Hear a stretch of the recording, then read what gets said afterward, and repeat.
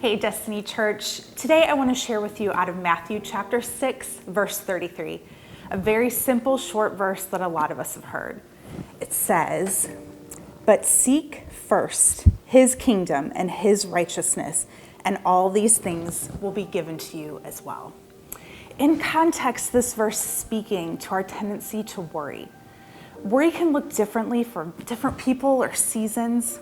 You may be worried about stretching your paycheck to cover all of the bills, or it may be worry about what other people think of you. Sometimes that worry can feel like life or death. Many of you know that shortly after my family started attending Destiny, our daughter Nora underwent some pretty scary health issues.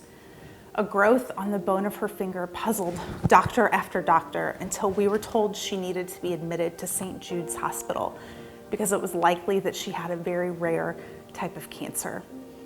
After 6 months of x-rays, questions, scans, more questions, tests, and even more questions, finally, one local doctor was able to diagnose and treat the tumor, which miraculously turned out to be benign.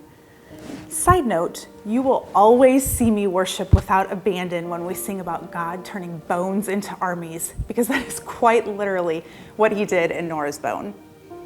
Now, I'll be honest with you, during this time, I fell prey to worry, to anxiety, to doubt. Thoughts of my spunky, sassy child being overtaken by cancer sometimes consumed me. If I tried to tell you that I was speaking on this verse from a place of wisdom, that would be a lie.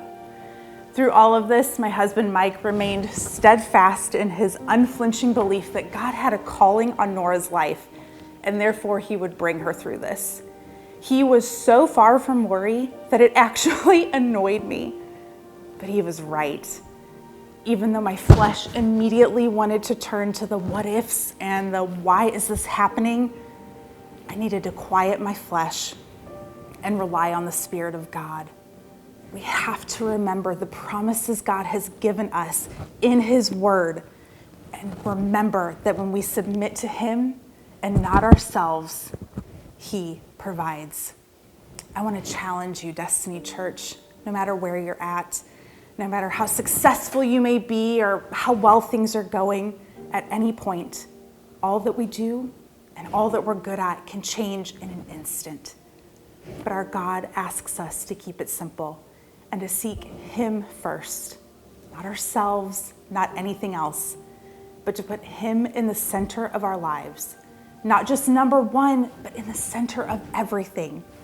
If we can do that, we can not only get stronger through this season, but we can get stronger in the middle of our battles. Seek first his kingdom and his righteousness, and watch him work all things together for your good and his glory.